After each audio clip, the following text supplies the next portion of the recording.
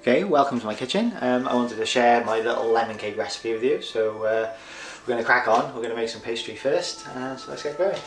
So first of all, we need to crack an egg. It's important to separate the yolk from the egg white because we're going to be using both in this recipe. Easiest way, get two separate dishes. It's a bit messy. Just drop the egg from one to the other, cross the eggshells, like so, get rid of all the white. So using just the egg yolk in the pastry gives it a nice kind of rich flavour, and we'll keep the white, and we'll use the white to brush over the pastry when we bake it in a moment. So separate that, stick that to one side, then we need 180 grams of plain white flour, so obviously the plain, not the self-raising kind, that'll be stupid. Then we've got 90 grams of caster sugar. I use a little plastic container, and we got some proper vanilla pod in there, so that gives it a really nice flavour. So I've used that in this recipe, but you can get away with just caster sugar, so we need 90 grams of that, which I've got here. And then I find the best way to do this is, important thing with pastry is to mix it really quickly and don't get it too sticky or in a big clump. So fastest way is in a food processor. You need to get 100 grams chilled butter.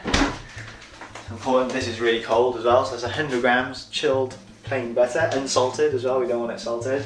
And then we're going to combine all of this. Give it a quick pulse. I find as well when you're using the food processor, if you rock it back and forth, it mixes it quite nice.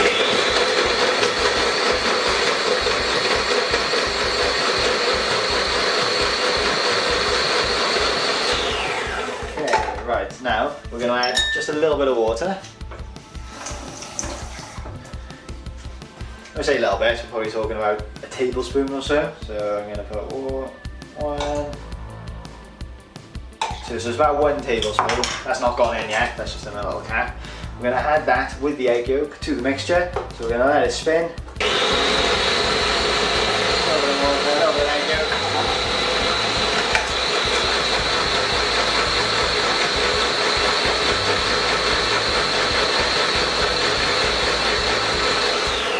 Okay, that's probably good, and then it's going to look really crumbly, so what we need to do, get all this to one side. Get some greaseproof paper or parchment baking paper, anything like that. I'm just going to tip this mixture out.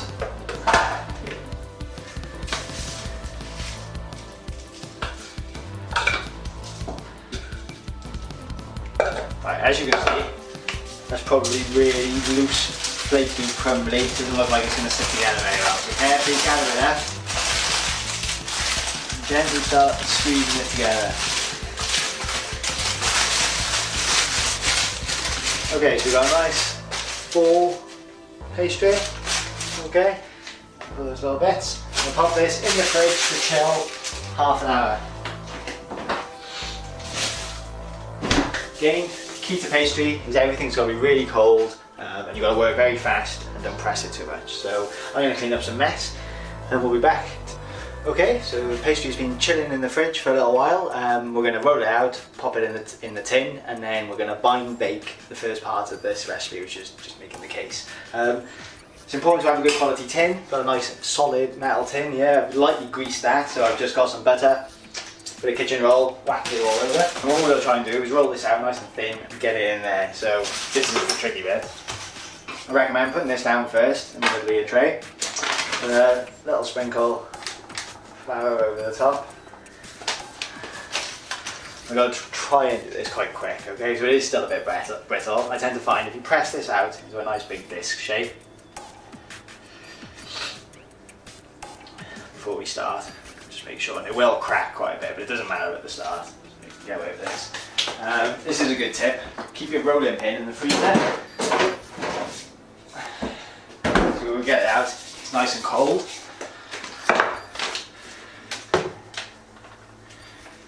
Flour over my pen, it's not a very good one, and then we've got to quickly roll this out.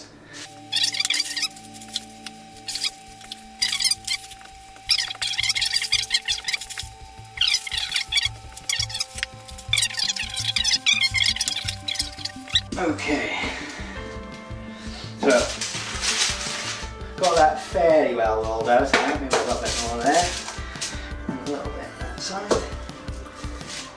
Okay. And what we're going to try and do then, we can get it into the tin. And what you're going to do is press the pastry up against the side of the tin. I'm going to wrap this up in a bit of cling film and pop it back in the fridge to chill for a bit. So,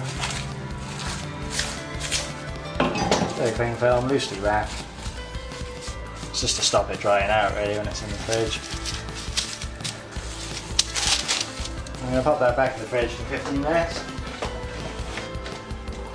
Keep it on a minute. Just want to take a fork now and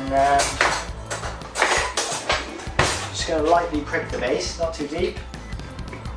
Just quickly going over, just to stop it rising too much. So when you bake the pastry, obviously it has a tendency to puff up, and you don't want that. But you don't want to poke this all the way through.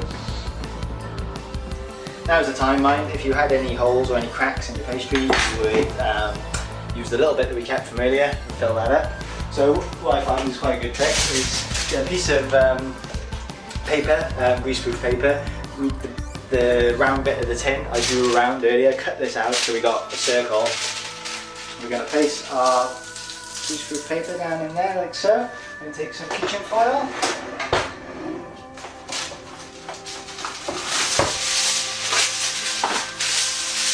Just put that paper in first to stop it rising up, and you're just going to cover with some kitchen foil. And it's important with this kitchen foil that you actually cover all the sides. And what I'm going to use is just some rice, or some dry rice.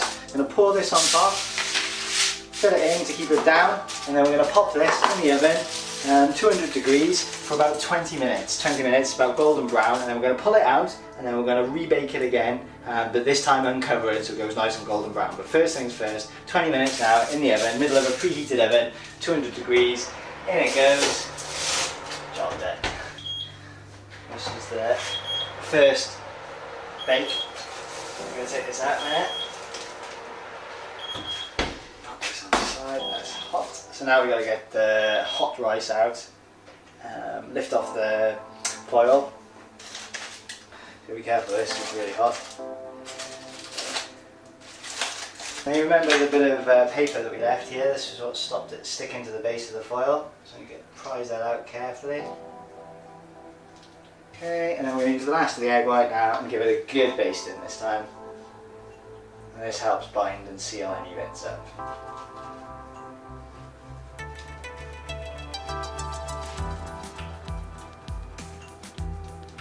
And we're going to pop this back in for about another 10-15 minutes. The idea is you want it golden brown. You don't want to overcook it obviously, but it's not nice, it's not cooked properly. So there we go.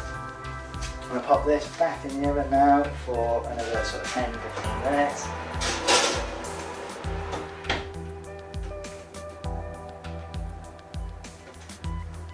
Okay, and then we're going to crack on now and make the filling.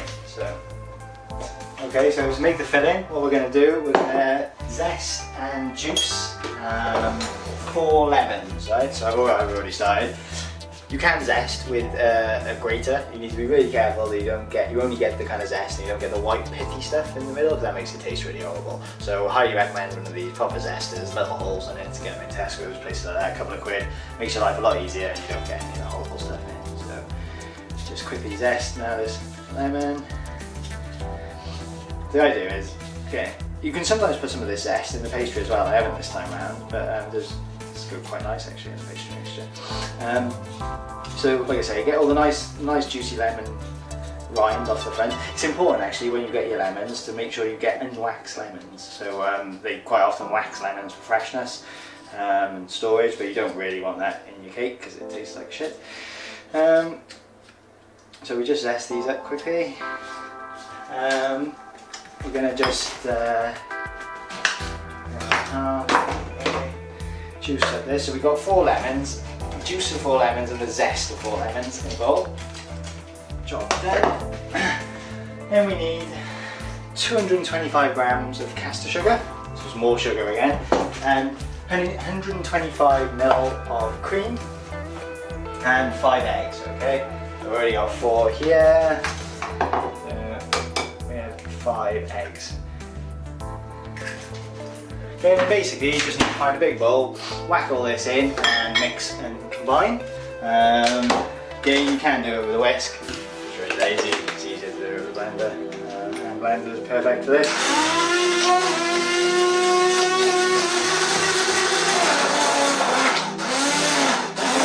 As you're doing it, then you can add in your cream. Make sure all that lovely cream goes in. Add your lemon juice. Make sure there's no pips or anything in there. Just one minute, get them in. That's good.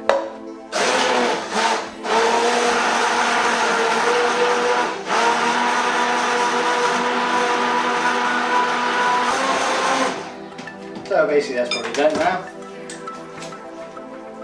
And we're just going to wait for this to finish by baking. Get it out, pop it on the side, pour it all in, bake it off. So we'll be back in a minute. We've pretty much finished the bind bake, so we're going to take that out now. It's looking nice and done.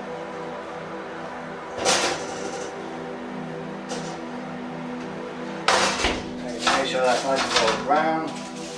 Just give you a mixture, one nice thing. So basically all we did was we made our pastry. We then zested and juiced some lemons, added some sugar, cream and milk, and then we're just going to basically pour that into the mixture now. Give it a stir just so otherwise you can find the sugar settled a little bit. And then we've got our beautiful tart case. We're just going to pour our mixture in there all the way. Look at that. Looks good. And then that goes into the oven, 170 degrees, for about, I'd say about half an hour. Do it, depends on your cooker, about half an hour. You want it to be set, starting to kind of firm up on top, but you still want a little bit of a wobble in it. So I'm going to pop this in the oven now. Be really careful when you take this in. Find a seat. Okay, so that's been 30 minutes, pretty much done. Yeah, that's looking good to me. So oh, it smells good.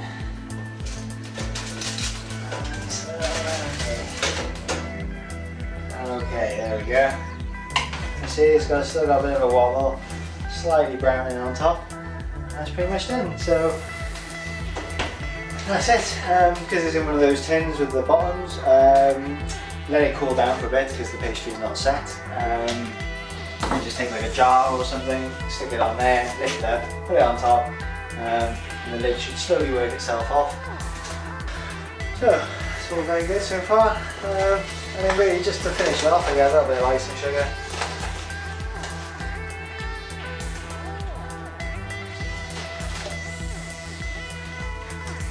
There we have it, nice lemon cake.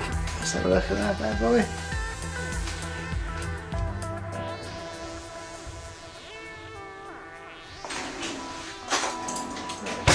There we have it, leave the rest to cool, pop it in the fridge, lovely dessert, spot on, and we made it all from scratch.